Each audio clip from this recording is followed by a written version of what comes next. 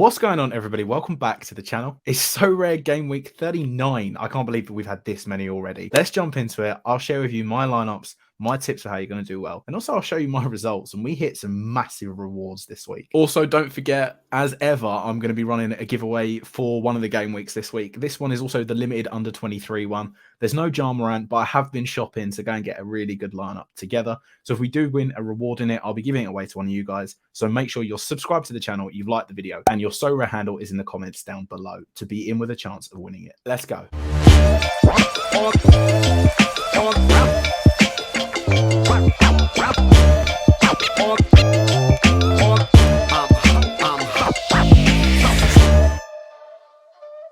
So we'll quickly run through my review of my last game week. The rewards are actually going to be later on the channel because I'm going to have to do all of this before, because Sorare NBA doesn't release the rewards just before sort of an hour or so before the deadline normally, and in which case it's normally a bit too late for me to get this video out. So in any case, well, I mean, we've smashed it this week. I was on Mike Zakarian's Live Before Lock. If you're watching me, you've probably seen his stuff on Sorare NBA before. If not, I'll leave a description into the video that I was on beforehand. And I tipped a bowl, and he wasn't the best performer out of the lineup, but he definitely helped. He 3 times his L10, along with an RJ Barrett big game that I thought would happen, and a Mikal Bridges game that I didn't think would happen of 71, but he did put up like 60 against the Hornets, which was the game that I was going to be targeting for. But that secured us a rare tier 3. We absolutely smashed it in Rare Champion. We hit a 50th, which I'm not sure if it is my best finish ever or not. I can't remember. Points-wise, it might be. But Emmanuel quickly, I was like 20th. Opening night, I was first. Second night, I fell to like 8th. And because of Emmanuel quickly, and I think Devin Booker as well, we've slipped down a bit. So we wasn't looking at super rare levels, but, you know, a good tier 2 will come of this. If we look at the prize pool for tier 2s, who have we got in there? We've got a Paul George in there, Tyrese Maxey, OG Anunoby's a decent one, Smart, Markkanen. Kelly Oubre Jr. should not be a tier 2 so rare. Come on. I know he's projecting really well, but Buddy Hield's in there. That'd be a decent little pickup. I think I saw there's a Jaren Jackson Jr. I thought I saw a De'Aaron Fox in here. Maybe I'm not. Maybe that's changed. They are eligible to change, as it says there. But in any case, a decent tier 2 card. If we go back some, then we had the tier 3 in Rare Contender. I don't know who would fall into tier 3s then, if this is the case. Tier 3, Scary Terry, that would be a good one with how they're going now. This is where Kelly Oubre Jr. should be, for the record. Nick Richards, Matisse Thybulle. There's some decent playable cards here. I don't think any of these are going to move the needle on massive values, per se. Cam Reddish might be up in value a little bit, but these will all be around sort of the £40 to £50 mark. A decent return for a good Rare Contender lineup. Rare Western Conference, I should say, didn't hit. Aaron Gordon just flunked it out with a 22, and then that was pretty much a GG for me on that one. Cam Reddish at 47 was good, but annoyingly, he got 35, so his L10 is going to be up on the rise soon. We've snuck a tier 5 unlimited champion. I might give that one away, but if so, that'll be on my Twitter. You can follow me. They're here. Jord_St. Ledger. And then in limited contender, I said in the last video that I'll leave linked at the top. If I was confident about any lineup, it was going to be this one, and it should have done better than it has done. It's got me a limited tier 2, which I can't complain at because that'll be a good limited card to pick up. Matisse Thybulle and Cam Reddish, I knew would outperform their L10s. I also knew that Devin Booker was going to do really well because his cap was just and they've just decided to update it as was. So we'll go to past. Booker there, Cam Reddish, Thybulle. Franz Wagner did really well. The Hornets game could have been something, but he rolled his ankle and had to leave. But Dylan Brooks was the big letdown, as per usual. It's going to happen. The 1 week I don't play him, he's going to smash his L10, and that's going to be really, really frustrating. But he got his 400,000th technical ejection of the season, so he got suspended for the Clippers game, in which it was then a big score of 129-135. So there could have been potential for even more here. But, you know, look, I'll take the limited tier 2 here. I'll move on. A limited tier 2, a limited tier 5, and then a rare tier 3 and a rare tier 2. You don't moan at them sort of weeks. So, moving on to the current game week of game week 39. As you can see, my teams are done apart from my limited under 23. Because I have been trying to secure, like I said, a better lineup so I can give you guys a better chance of winning a reward if we do win in that competition. But in any case, we'll start with my rare lineups. I think that was just an email from Sorare anyway.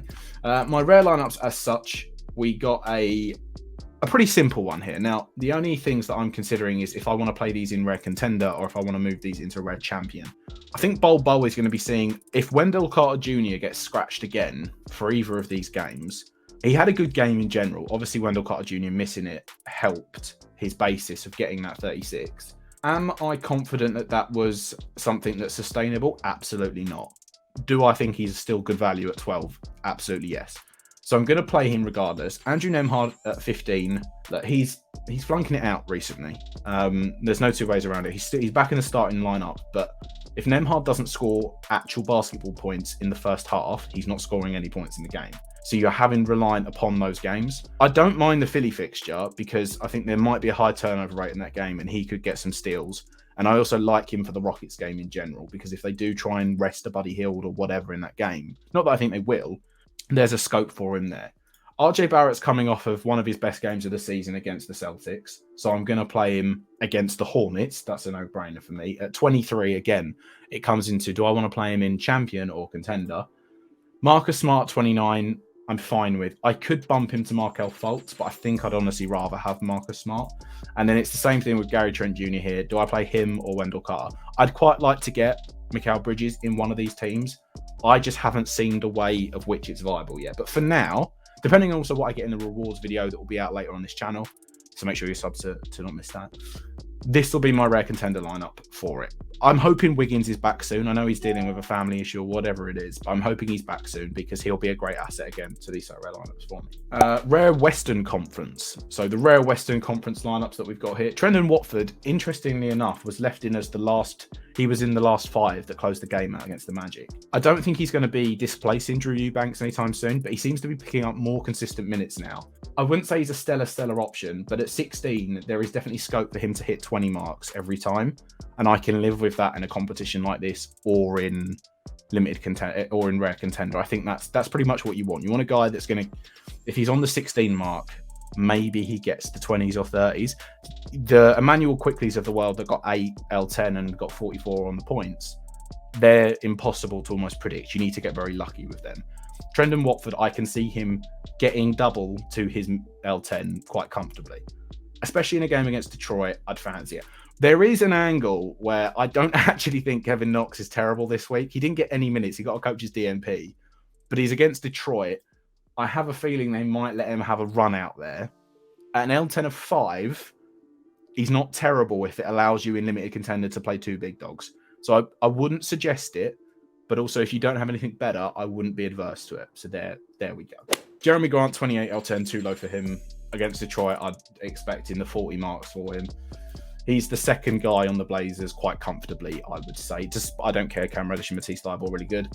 Jeremy Grant will be the second unit guy in terms of value for it. Aaron Gordon at 36 is still too high, but I don't hate it this week. If I could get Anthony in there, I probably would, even though he's got 1 game. But I'm not, again, adverse to it. There is a chance against Chicago he does really well. Jaren Jackson Jr., I really don't hate. The whole Memphis team is out. Ja Morant is out for, well, we all know what Ja Morant is out for, and a whole host of other reasons. Dylan Brooks might be back. I think he might have got suspended from it. Brandon Clark's out with Achilles season-ending injuries. Not that his usage rate is going to fly. In any case, Jaren Jackson Jr. playing the Warriors and the Lakers with how he can block the ball, steal the ball, rebound the ball, and score the ball, I'm not opposed to it. I think he'll do really well this week against those two. There was scope I put him in Red Champion, but I feel that I could get a decent-ish lineup out here. I don't think it'll hit the threshold of 140 to get a reward, but who knows. And then Paul George has got 1 game against the Raptors. The Clippers are a really weird one at the moment. I don't really know what they're doing, per se. So he might play 40 minutes. He might play 15 on a minutes restriction. I'm just going to have to gamble with it. And look, it's against the Raptors. The Raptors are in woes anyway. The Clippers are in woes as they are. So it's a big woe off. It's the only way I can describe it. So I'm going to run with Paul George as the MVP for that. And then Rare Champione. So the 2 ones that I wanted in this was Cam Reddish at 16 for the Detroit game because I feel this is a game where he'll actually score the ball somewhat well. I know he had that 40-point game against the Hawks and whatnot, but his L10 is still far too low. It's going to jump to like 26 or something stupid soon. Then he becomes less of an option and so on and so forth. But for now, I want to put him in rare champion for this. There is the argument to be made that you could try and get a podium finish in rare contender. What does that pay you? If I go podium rare contender, where's tier ones? Is it top 10 for tier one? No, see, look, it's top 3 and you get a tier 1 rare, of which I could get like Julius Randle or someone like that who's worth just a bit more than a good tier 2. I don't know if I have the capabilities to get a top 3 finish in rare contender this specific week. So for now, we'll come back out of rare contender. For now, we'll stick him in rare champion along with Kelly Oubre Jr. I like the fixtures against the Pistons and the Mavs for him.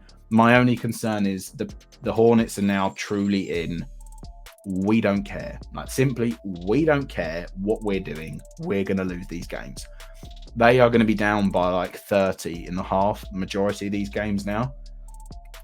They're not going to want Kelly Oubre Jr. playing much. I don't know why they're playing Gordon Hayward at all, or Terry Rozier. That's the only concern I have with them.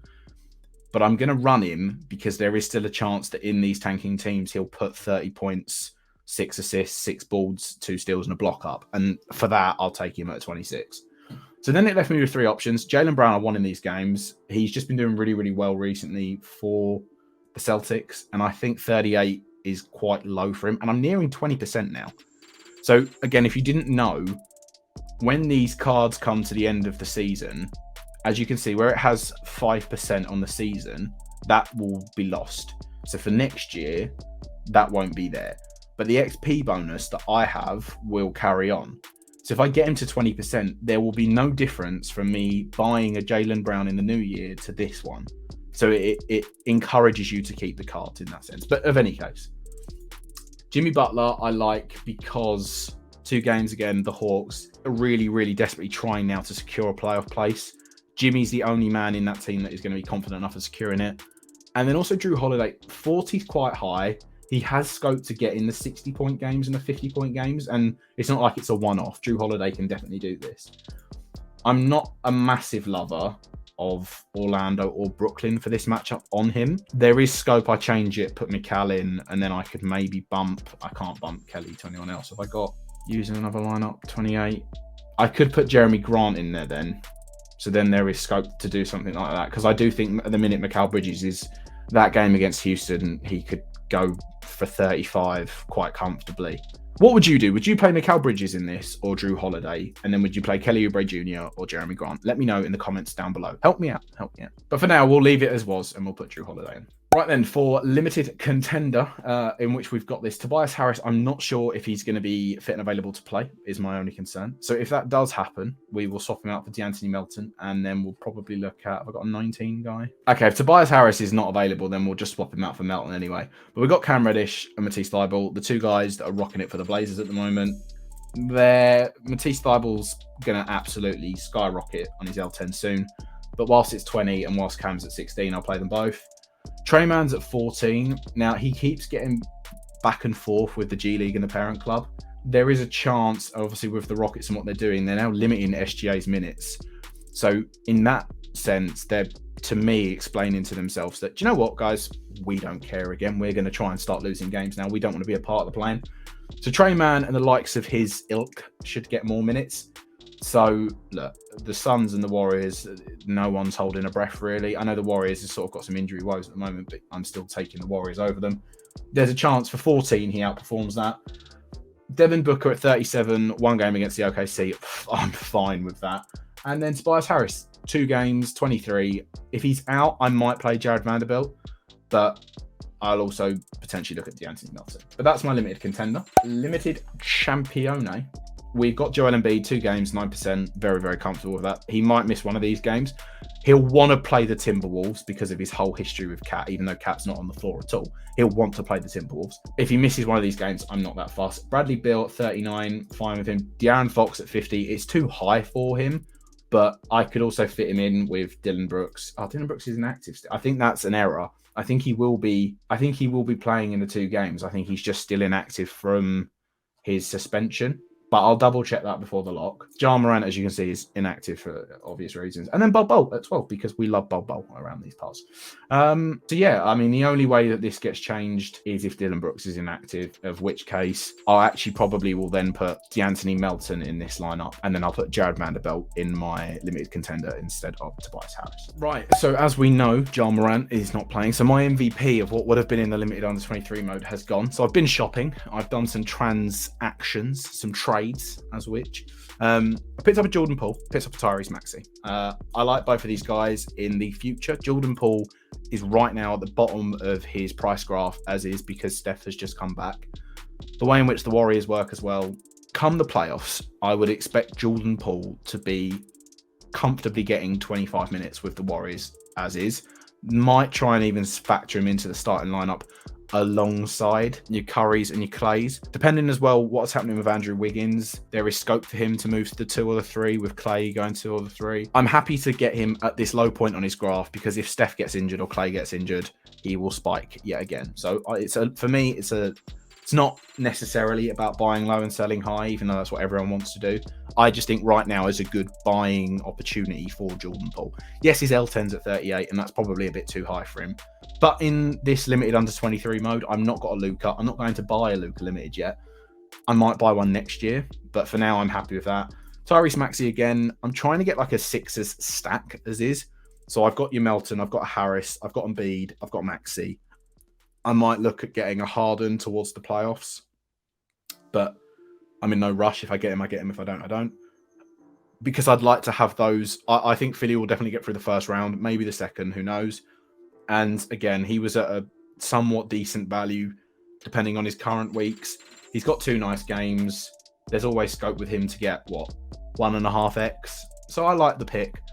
We've got Franz Wagner as our 3rd choice. We've got Lou Dort as our 4th, and we've got Vanderbilt as our 5th. Now, 18 is a lot, but this is still if you look at this lineup, there is scope for all of these to do very well. Lou Dort's coming off the back of a 43-point game. Vanderbilt, he got like the 49 the other week with LeBron out. So there's scope for these guys all to do quite well. And yeah, if I do win the reward from this, as mentioned now for like the 3rd time, I'll be giving it away to one of you guys.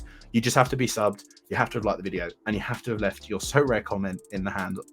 You have to have left your So Rare handle in the comments down below, not the other way around. And yeah, I mean, this is a common under 23 lineup. Doesn't really matter. And then this is my common pickup lineup. Again, doesn't really matter. So yeah, these are my teams. I should have done this before I put the pickup ones, so now you can't see them all in all, but these are all my lineups. Let me know how you think I'm going to do this week. So yeah, that's it all. The podcast will be out tomorrow, so make sure you're subbed to check that out. Drop us a like on that. That would really help us out. The podcast has been, we've been loving the support we've been getting on it. And, we just, on the podcast, we chat about random NBA stuff, all of the NBA stuff that you want to hear, and catch up on things that you might have missed out on. So let us know about that as well. And yeah, we'll catch you in the next video. Thank you very much for watching. Peace.